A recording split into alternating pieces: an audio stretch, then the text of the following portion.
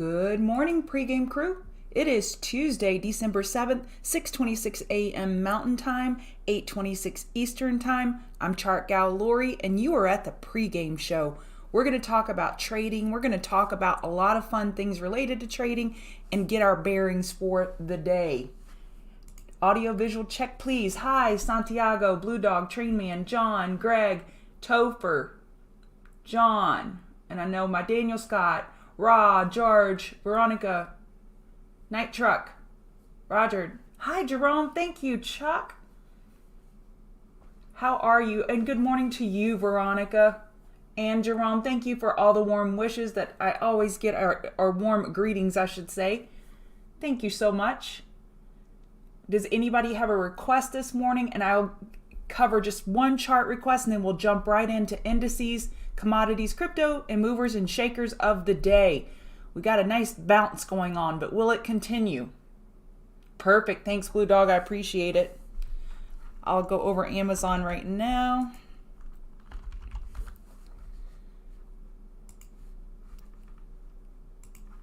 So Amazon is in a daily downtrend.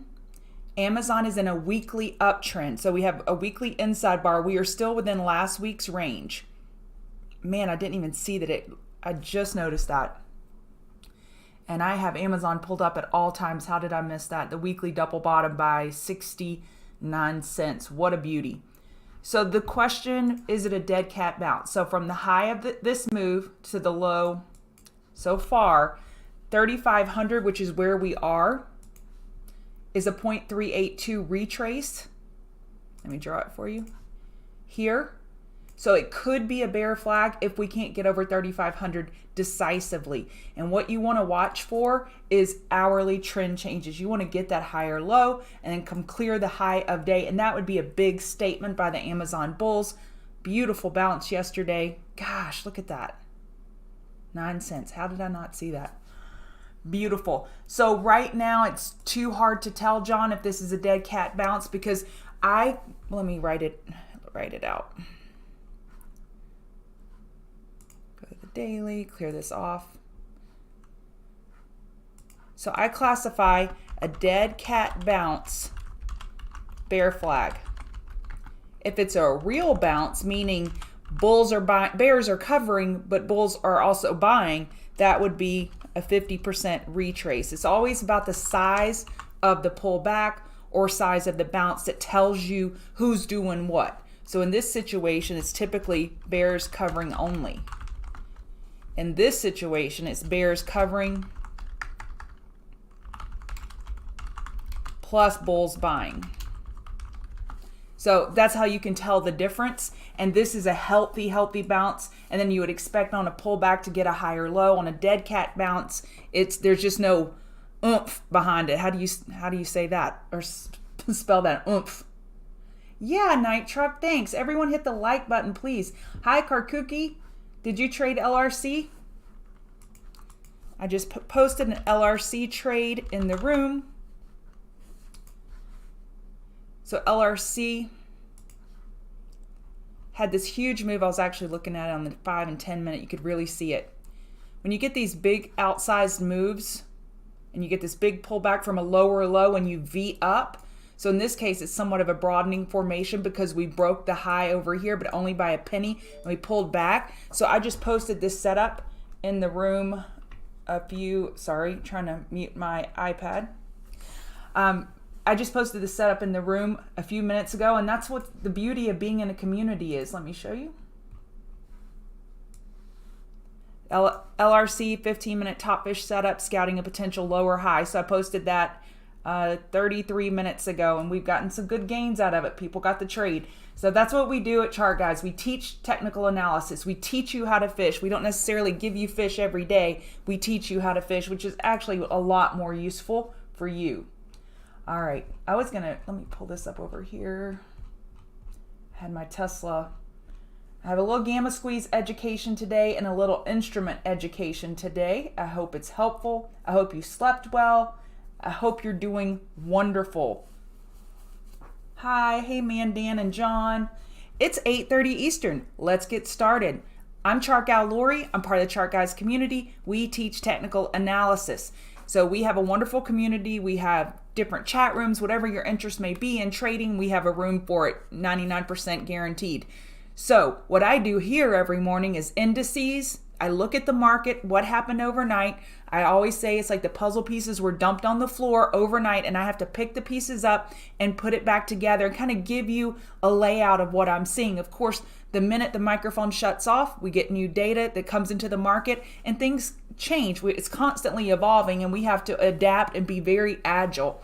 We don't talk about mental agility enough, or even emotional agility enough in trading, and how important it is that you're not super rigid with what you think is going to happen. You have to be able and willing to adapt. So on ES, what I'm looking at, if you're interested in my chart setup, it's on the screen now. The yellow line is the 50 simple moving average, green and red 8 and 21 EMA. The yellow candles are just inside bars. And the CM Ultimate RSI multi-time frame. Somebody in our room wrote a new TradingView script with labels. I got to go find that. I may switch to that because I love having labels to see like daily RSI is 37, weekly is whatever, 40. I like having those labels, so I got to go find that. And Squeeze Pro indicator. So what I'm looking at today is we are at the golden pocket retrace level. So I'm going to delete everything I have on the screen. Actually, I'm going to draw it for you again, the fib resistance. I put it on before we were live, and I want to show you how we pull fibs. So from the high, the recent all-time high, to this recent low, and Dan's been calling it the fear low, which I like. That's very descriptive. And you just do this fib retrace little Dumaflachi right here, and from the high to the swing low, and now we see we have a 65% bounce. So if we're using what I just went over with Amazon, what's a dead cat, what's a healthy bounce, this is a super healthy bounce. We have arrived, without even establishing a trend change, we've arrived back at the golden pocket. The golden pocket, I have it in yellow. It's a 65, and golden pocket, Fibonacci, it all sounds really fancy when you start trading, and you realize it's just percentages. It's just retrace percentages, and it's pretty straightforward math. So we are at the 65% level, and that's typically an area where price can pause. I'm not going to say it's going to reject. That's a strong word. We have to realize when things pause and maybe just forms a bull flag versus a hard rejection. There's a huge difference. So price may pause in this area. And what I'm looking at to give me a clue, hey, Amira Asia, I can't remember. I know you're in our room. I think you're in our room. He put it in our, I don't remember which channel. So I'll post it. Hey, Tammy, how are you? So what I'm looking at here, RTY, on the 4 hour, we are at this key clear resistance. So 2255, 2255. We have to clear that level with IWM, in my opinion, in order for this move to continue. I just feel like this is a Mars level. I talk to y'all, I don't say that enough, but Mars level, meaning it's so clear of a resistance you can see it from Mars. So I would expect some type of price pause in this area, and that matches up, which someone just posted this in the room and I thought was great. We're at a 65% retrace on Dow, but they were posting this that I did not see earlier. This 35777 acted as resistance, and we hit 35628. So let me put that line here. So prior resistance, even though we broke through it, it can still serve as resistance. All price resistances and support, that's where volume went off and price pivoted, and price has memory, and it remembers that level where they said, we don't think it's worth more than 35777, and you have seller step in. So 65% retrace on YM. On RTY, we are at the 0.382, meaning this could be a bear flag on IWM. I think IWM is mission critical. It will tell us, are all of these bounces going to have legs and keep going to all-time highs? But if RTY were to roll over, it could have a strong impact on the overall market. And of course, we know Nasdaq does the heavy lifting, and it's looking actually wonderful. But we are at the 50% retrace on NQ. And I guess I'm going to use the word synthetic. This serves as a synthetic resistance, meaning we don't actually have a price level right here, right now to serve as resistance. But of course, there's tons of algorithms out there that say when price touches this EMA short it. When it, touches this EMA from the top, go long. And of course they use fib retracement. So it's not a resistance level per se, like with an actual number that where price pivoted, but it is a synthetic resistance, meaning there's a lot of computers that know this is out there. So let me recap. ES and YM are at their golden pocket resistance. Nasdaq at its 50% resistance, and RTY is at that key 0.382 retrace where it could be a bear flag, and I think it's on the 2-day time frame. So for me, all eyes on RTY and Apple. And let me show you what I mean by Apple, or by saying that my eyes are on Apple. So odds favor a lower high compared to 170.30. In a normal situation, if you show me this pattern from a higher high to a higher low, and you have that percent, that big of a pullback, you're typically going to get a lower high here. You're typically going to get that lower high. So odds favor it. However, with the force in which Apple moved yesterday and is moving in pre-market, I don't know that I'm ready to step in front of this bull train and try to short this at 170.30. If it were to hit 170.50, so this is how you turn a trade setup, so that the setup is a top fishing a lower high. Now, what is the process of actually getting in? They're two different things. The setup is kind of like someone tells you how to swing a golf club, and they're like, keep your elbow in, keep your head down. They tell you, but the actual process of swinging the club is very different than talking it all out. So what am I looking for? Okay, path. So what I would look for, even if it were to hit 170.50, get a 15-minute higher low, lower high, roll over, then you could look for a lower high top fish and put your stop over that high. So something like that could work, but if the bulls are pushing that hard, you have a high risk of getting stopped out. But look at where your stops are. It's a very, like I say, just a flesh wound versus a real knife cut when you have your stops so close by. So this will be key today. Does Apple get through that all-time high? If so, I mean, all-time highs would be in focus for sure for the market. So, and this could absolutely be a beautiful hourly bull flag. Bulls have given themselves so much room for higher lows on large time frames because of the size of this bounce. All right. Let's see, where was I? Nasdaq. So Nasdaq 16152, we went through it this morning, but just I'm keeping my eyes focused in this area, and we do have this resistance here. A prior level 1616650.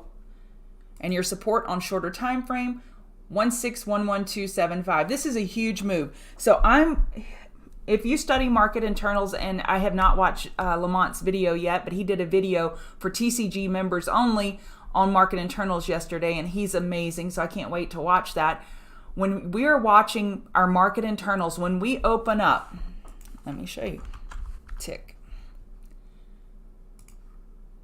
When we open up, I'm expecting a reading like this, or even higher actually.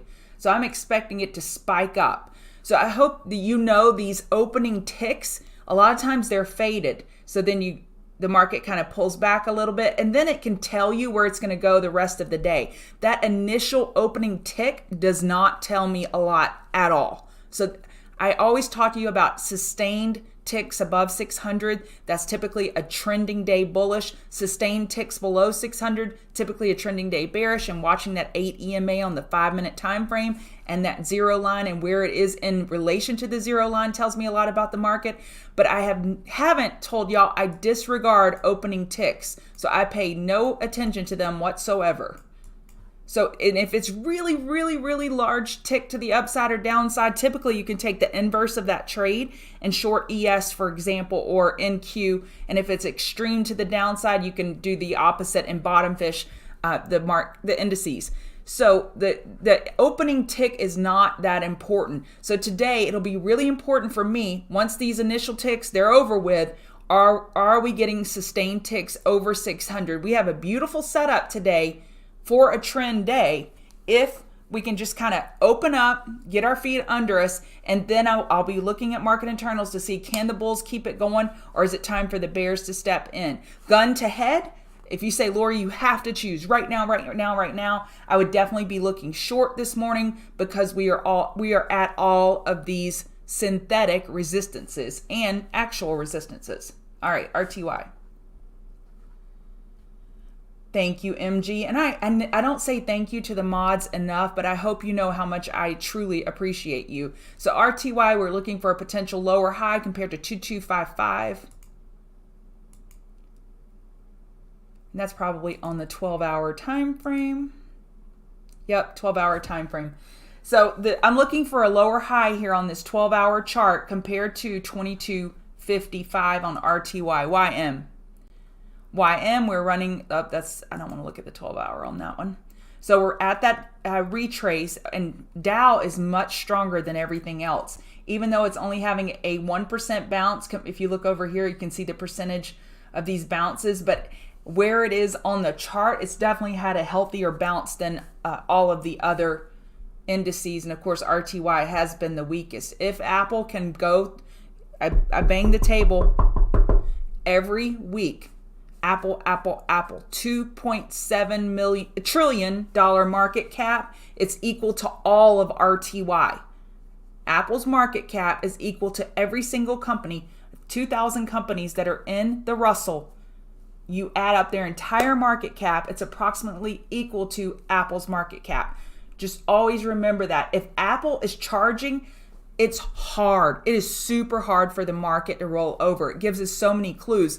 It's kind of like watching market internals. If you're watching market internals, you're seeing how heavy the bears are pushing, or if this is a fake out, you can see what's real and what's not. Same thing with Apple. If you're watching Apple, you can see if any market down move is going to have legs. If Apple's pushing upward, it's hard for a market to move down. Bitcoin, good morning, Patrick. How are you? So Bitcoin, what I'm looking at is this potential daily bear flag. I got a little rectangle here to show you. So even though this is a pretty long wick of bulls buying the dip, we're still underneath these EMAs. It doesn't look super healthy on Bitcoin right now. I actually am positioning myself short in several crypto names right now. So 53327, a prior support, could act as resistance. And I know I do some of these things pretty fast, but I got hundreds of thousands of clicks under my belt. But I really suggest that you mark up your charts with these levels however it makes sense to you. Another thing that you can do is you can write, okay, this is prior support. Is it going to act as resistance? So you can write on your chart and just remind yourself, why do you have that there? So on ES, for example, if I clear out all of these retrace, I'll do that now. Well, 4653 is what I want to remember. 4653. I can go put a line here. And I say, okay, the coordinates are 4653, roughly. And then the text is golden pocket. So I can just remember and remind myself why I have that line there, why it's important. So mark up your charts. Let's make it as, not calling you a fool, but let's make it as foolproof as possible with trading. Get all your levels lined up. And I can't tell you how important it is to focus on less charts, focus on less indicators, and you'll make more money. So less is more in the case of trading. Less charts, less trading, less indicators, more money. I like that math. That math works for me. Okay, so we've gone through the indices. We've gone through Bitcoin. Let's look at Ethereum. Ethereum, 4435. We rejected right here. Do you see this level? 4435. We rejected within $1 and a penny of that already this morning. And I am currently shorting Ethereum. Support 4312.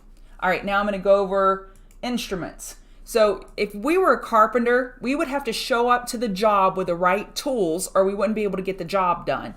Same thing happens with trading. So I just typed up real quick this morning, tools that in my opinion, okay, so this is my opinion. This isn't the gospel, of course. Everybody has their own approach to trading. But if I were mentoring you and you came to me and you said, this is where I am in my trading journey, this is what I would suggest to you from my experience works best. If you are inconsistently profitable, I would say paper trade, paper trade, paper trade, or even better, trade one share at a time, especially if you're in the US. If you're in the US and you're not consistently profitable, there's no excuse for you to be trading big if you're inconsistently profitable. Trade one share, there's no fees. Okay, so you want to buy Apple, buy one share of Apple. Because if you have real money on the line, it starts working on the emotional and psychological issues with trading, which are much harder to overcome than actual technical analysis. So from my experience, paper trade or trade one share at a time and commons only. I wish someone would have screamed at me when I first started trading, don't trade options. I'm sure someone told me along the way, but I don't remember anyone screaming at me. So in my loudest voice, let's just pretend like I'm screaming. Commons only. If you are inconsistently profitable, options are your worst nightmare. If you don't use stops consistently, futures are your worst nightmare. Okay, if you're an intermediate level trader, my opinion, the best instrument or tool for the job are commons or option spreads only, meaning not directional like calls and puts. And that's for an intermediate level trader. I'm saying that. If that doesn't tell you how dangerous options are, because as soon as you buy them, they start working against you because they have intrinsic decay. So I love option spreads because basically you're making the game work for you instead of against you by selling premium. And micro futures. Micro futures are such an amazing tool. So I just had the epiphany this morning. I don't talk about this enough. Futures. I have strong opinions about futures, and when I met some of my trading friends in Mexico, I talked to them. They disclosed to me, I'm not going to say their names, of course, disclosed to me that they were struggling with their trading journey, and I recommended futures.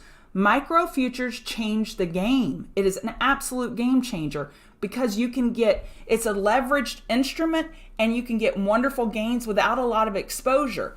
If you buy a micro Nat Gas future, for example, it literally costs $3.77. And every tick, I forget what the tick, is it like $1? Oh, let me go see. Sorry, I should have known this before I brought it up. Every tick is worth like $12.50 or something like that. Anyway, it's very cost efficient. But it is heavy. It does require higher margins. I was trying to say leverage, and it requires higher margins. And there are some great futures brokerage platforms that don't cost a lot of money. So I like Tasty personally, but there are Ninja Trader. There's definite awesome brokerages out there for futures. So if you're an intermediate level trader and you see your balance just going up slowly and you don't feel like you're really making great strides, try out micro futures, but only if you use stops. If you don't use stops, don't talk to me about futures. Expert level. Futures. I think futures are the best instrument out there to trade. They have tax advantages for Americans. Of course, check with your tax professional. I am not a tax professional. But because futures are a mixture of short-term and long-term capital gains, your overall tax bill is going to be less if you're in the U.S. And again, check with your tax professional. And the best thing about futures that your stops work after hours. How many times do you carry over SPXS or SPXL, and then the next morning it's below your or above your stop? Well, in futures, Monday through Friday, besides 1 hour a day, your stops get triggered after hours. If they're triggered, they can trigger after hours, and you don't have to babysit them. I hear a lot, people don't want to trade futures because they don't want to interrupt their family time. You don't have to trade futures at night at all. You can just trade during the day, set your stop, and let it do the heavy lifting overnight. You don't have to trade at night. Okay, that's enough of that. Trade of 8. Yeah, that's the one I was trying to think about. $10. Thanks, MG. That's the one I was trying to think of, Ronnie. Thank you. Okay, so gamma squeeze. I just want to talk to y'all about this. I put this in the room real time. So I put the Tesla blocks coming in when they were coming in, and then later in the afternoon I recapped why I was watching what I was watching. So Tesla does this gamma squeeze, and it happens so often on Mondays that I'm watching for it now. So I had a great trading day yesterday because I was watching Tesla, watching for the gamma squeeze. I let everybody in the room know, hey, someone's trying to squeeze this. And what do I mean by squeeze this? Oh, I clicked on that too many times. Okay. All right. So these are all of the $500,000 or greater blocks that came in on Tesla at the ask or above the ask. If it came in on bid, I don't care about it. And I only want same week expiration. So we did have some puts come in, 2 of them, but this $900 call was not important to me. Why? Because it was below price. Price was below $1,000 yesterday when this one came in. This one got my attention. I sat straight up in my chair and I'm like, whoa, okay, here we go. Here's the gamma, people. And these 3 blocks mark the bottom of Tesla yesterday. And maybe it is Elon trying to squeeze it. God knows who it is. But here are those 3 big blocks. And so a gamma squeeze is caused when someone is buying calls out of the money. So, and same week expiration.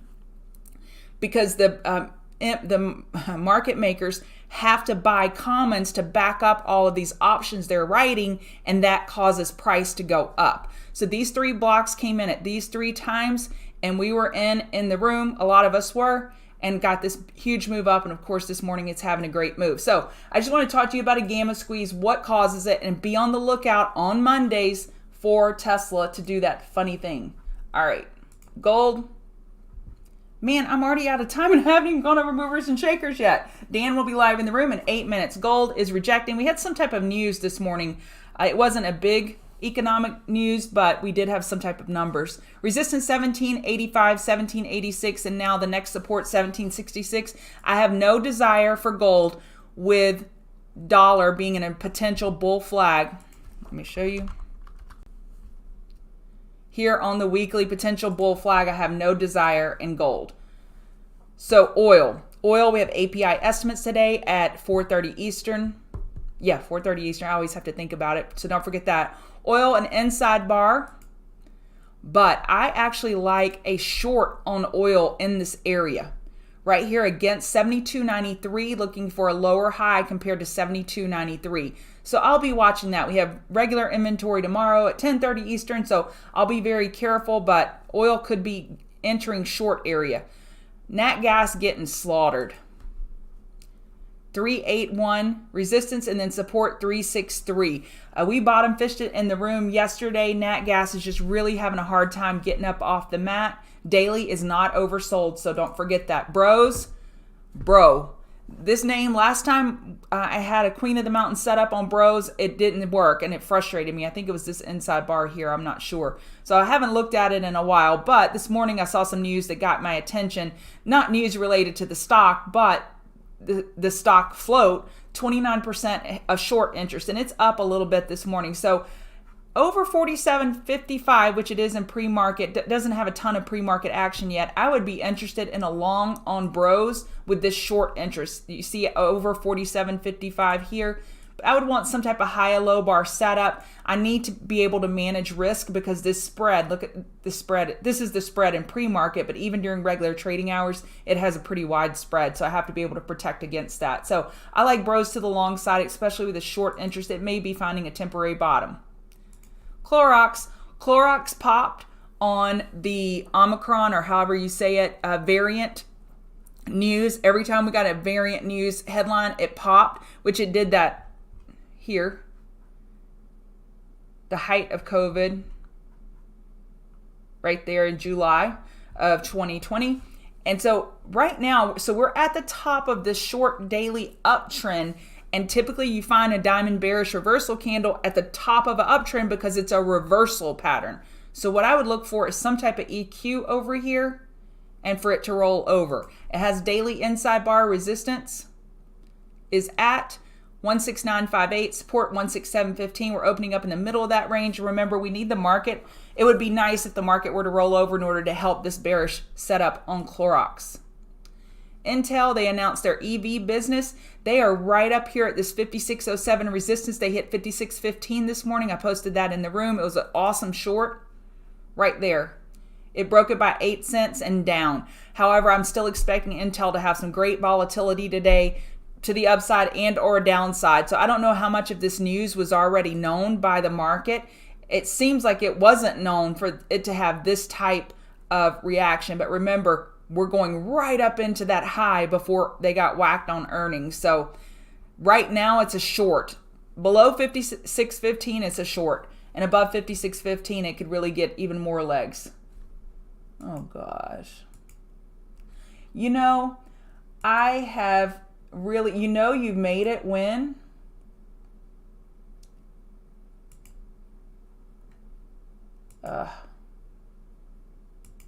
There it is. You know you've made it when you have spammers that use your name. You know that you're really getting somewhere. Okay, NVIDIA potential top fish setup. It hasn't confirmed the hourly trends change yet. Dan posted this setup in the room this morning. So we're looking for a potential short on the hourly. We need a 5-minute trend change or something in this area to the downside because we don't have a nearby level to short. So we have to wait for that level to create. So 318.10 is the next level to the upside. So I'm looking for a potential short on NVIDIA. And it would just be a short-term short because I actually love this NVIDIA chart. I don't know why. Just this lower wick on this weekly candle, it just looks like it's trying to form a weekly bull flag. Typically, you don't want to see this kind of volume. You want to see declining bear volume in a bull flag situation, but that's a pretty chart. Thank you, Brad. I appreciate it. Starbucks, upgrade, and it has a daily squeeze. So we have this squeeze here and it got an upgrade. We're at 115. So we're over this resistance here. 115.57 is the next resistance. We're over that level now, and then it would be 117.47.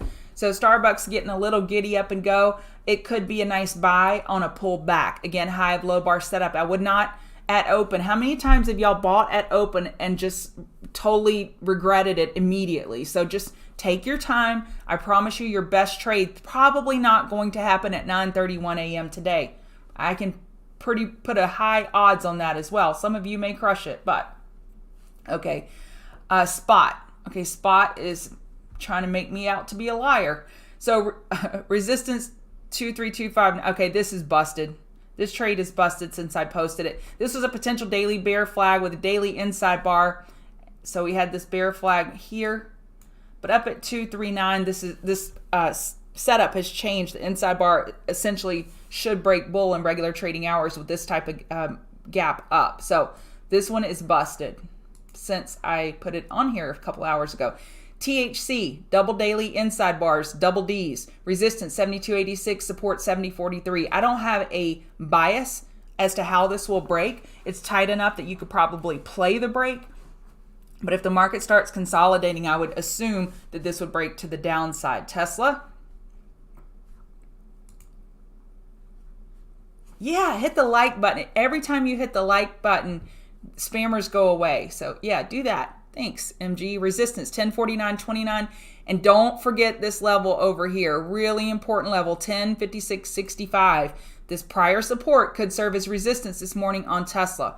That gamma squeeze got it going, but I've always noted when Tesla gets the Monday gamma squeeze, they're typically taking profit at least by Wednesday. So just watch this. They get their initial bounce and then they take profit. So we'll see if this has legs, and I have no idea how many more shares Elon has to sell. So it has some heaviness. I'll see these spike ups, this like 1 minute spike up, and then I'll immediately see a big block go into it and push it down. And it just shows that he's still selling. He has to. I think he has to.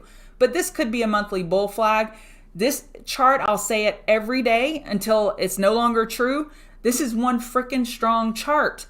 For he has sold billions and billions and billions and is still holding the daily 50 MA. Unbelievable. ZTS. Potential weekly bull flag, weekly inside bar, and daily squeeze. This is a frequent IBD name. I like this chart to the bullish side. So if the market's going to pull back this morning, then this probably won't be a good setup. But y'all know what I like to say. When we have these daily inside bars in a bull flag setup, I want to see a tiny bear break, and then I want to see it resume higher. So maybe any bearishness in the market this morning would be good for this setup. Push it down just a little bit, touch that 8 EMA, and then resume higher. So I like ZTS. I like it for a potential bullish day trade. I like it for a potential bullish swing. Look at this chart.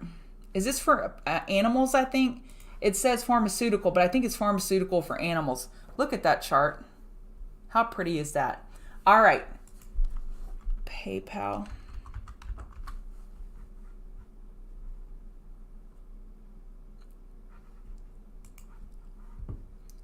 Okay. We got a weekly inside bar right now.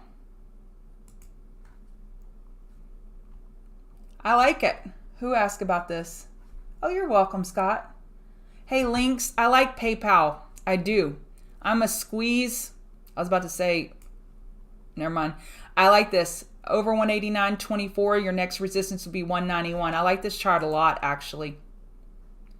I like that 4-hour squeeze. And the squeeze just means it's coiling, and you can see it's coiling here, just like a snake. So typically when the top comes off, it pops.